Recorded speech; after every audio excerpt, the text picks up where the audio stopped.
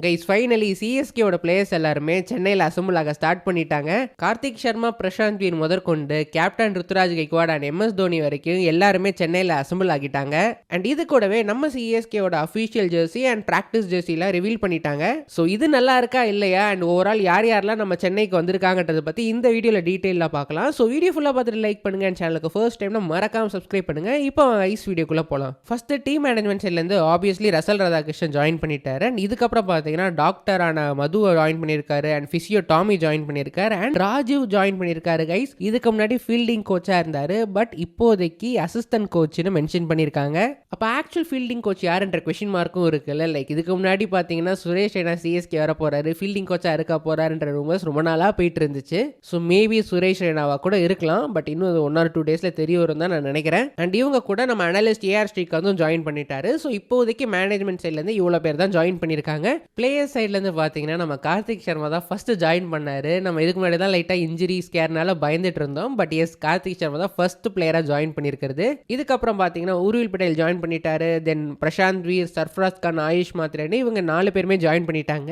And later இந்த டே பார்த்தீங்கன்னா Ruturaj Gaikwad, Ramakrishna Ghosh and Mukesh சௌத்ரின்னு நம்ம மகாராஷ்டிரியன் படை அப்படியே ஒன்றா வந்து ஜாயின் பண்ணிட்டாங்க.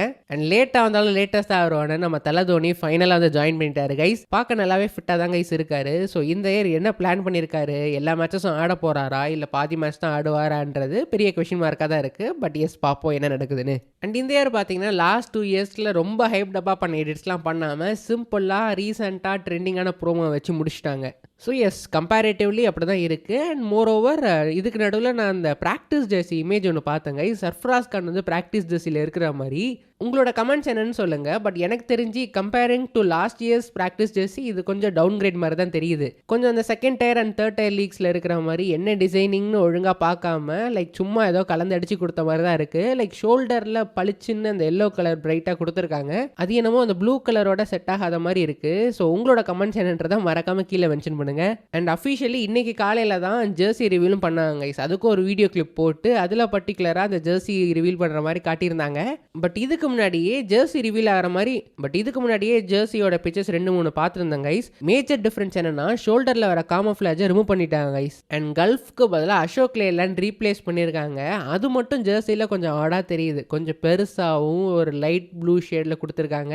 அண்ட் லோகோ வந்து செப்பரேட்டாக ஜெர்சிலேருந்து ஸ்டிச் ஆன மாதிரி கொடுத்துருக்காங்க. ஸோ JSKல இந்த மாதிரி தான் பண்ணியிருந்தாங்க. ஸோ அதே தான் CSKக்கும் கண்டினியூ பண்ணியிருக்காங்க. அது பார்க்க டிஃப்ரெண்ட்டாகவும் ஒரு நல்ல ஃபினிஷிங் கொடுக்குற மாதிரி தெரியுது. அண்ட் இன்னொரு மைனர் டிஃப்ரென்ஸ் என்னன்னா நம்ம ஷர்ட்டோட ஃப்ரண்ட்ல டார்க் ப்ளூ ஸ்ட்ரைப்ஸ் இருக்கும்ல, ஸோ அது இப்போ ஷோல்டரில் ரிமூவ் பண்ண காமோஃப்ளேஜ் வச்சு செட் பண்ணியிருக்காங்க. ஸோ அந்த ஒரு மைனர் டிஃப்ரென்ஸும் பார்க்க முடியுது. அண்ட் இன்னொரு மைனர் டிஃப்ரென்ஸ் ஜெர்சி ஃபுல்லாக அந்த பேட்டர்னை மாற்றிருக்காங்க. ஸோ லாஸ்ட் டைம் ஒரு பாக்ஸ் மாதிரியான பேட்டர்ன் இருந்துச்சு.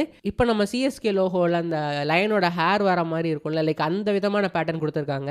ஸோ அதுவும் பார்க்க நல்லா இருக்கு. அண்ட் இன் ஜென்ரல் இந்த ஜெர்சி எனக்கு பிடிச்சிருக்கு. கொஞ்சம் அந்த அசோக் லேலண்ட்ல மட்டும் எனக்கு 50-50 ஒப்பீனியன் கைஸ். பட் மற்றபடி ஒரு புது லுக்காகவும் ரெஃப்ரெஷிங்காகவும் இருக்கு. ஸோ நீங்க இந்த ஜெர்சி ரிவியூல பார்த்தீங்களா? உங்களோட கமெண்ட்ஸ்ன்றதை பற்றி மறக்காம கீழே மென்ஷன் பண்ணுங்க. ஸோ எஸ் கைஸ், இதுதான் இப்போதைக்கு கிடைச்சிருக்க லேட்டஸ்ட் அப்டேட்ஸ். அண்ட் எனக்கு தெரிஞ்சு இன்னைக்கே ஆக்சுவல் ப்ராக்டிஸும் ஸ்டார்ட் பண்ண ஆரம்பிச்சிருவாங்க தான் நினைக்கிறேன். அண்ட் இந்த இயரோட IPL March 28 ஸ்டார்ட் ஆக போற மாதிரி ESPNல ஒரு ஆர்டிகல் பார்த்துருந்தேன். அண்ட் ஃபைனல்ஸ் வந்து May 31 முடிகிற மாதிரி செட் பண்ணியிருக்காங்க. அண்ட் நம்ம ஊர்லேயும் எலெக்ஷன்ஸ் வரதுனால கொஞ்சம் டிலே ஆகுது போல. ஓவரால் எங்கெங்கெல்லாம் மேட்சஸ் வைக்கலாம், எப்படி அரேஞ்ச் பண்ணலான்றதை யோசிக்க அவங்க டைம் எடுத்துக்கிறாங்க போல. So probably by next week வந்து கொஞ்சம் கிளியரான ஐடியா கிடைக்கும். ஸோ அதை அஃபிஷியலாக அனௌன்ஸ் பண்ண உடனே அதையும் நம்ம டிஸ்கஸ் பண்ணலாம். ஸோ அப்போ ரஃபாக பார்த்தீங்கன்னா ஆல்மோஸ்ட் ஒரு 25 நாள் நம்ம பிளேயர்ஸ்க்கு டைம் இருக்குது. ஸோ பார்ப்போம் எப்படிலாம் ப்ரிப்பேர் பண்ணுறாங்க, என்ன ஸ்ட்ராட்டஜி, என்ன பிளானிங்கில் இருக்குன்னு கூடிய சீக்கிரம் நமக்கும் தெரிய வரும். அண்ட் வர டேஸில் இந்த மாதிரி ஏதாவது அப்டேட்ஸ் கிடச்சா நான் அதே நம்ம சேனலில் ஷேர் பண்ணுறேன் கைஸ். ஸோ இதெல்லாம் தெரிஞ்சுக்கணுன்னா நம்ம சேனலுக்கு மறக்காமல் சப்ஸ்கிரைப் பண்ணிடுங்க. அண்ட் இந்த வீடியோ பிடிச்சிருந்தா லைக் பண்ணிவிட்டு உங்களோட ஃப்ரெண்ட்ஸ்க்கு ஷேர் பண்ணி விட்டுருங்க. So thank you so much for வாட்சிங் this video once again. Take care, bye. அடுத்த வீடியோவில் பார்ப்போம்.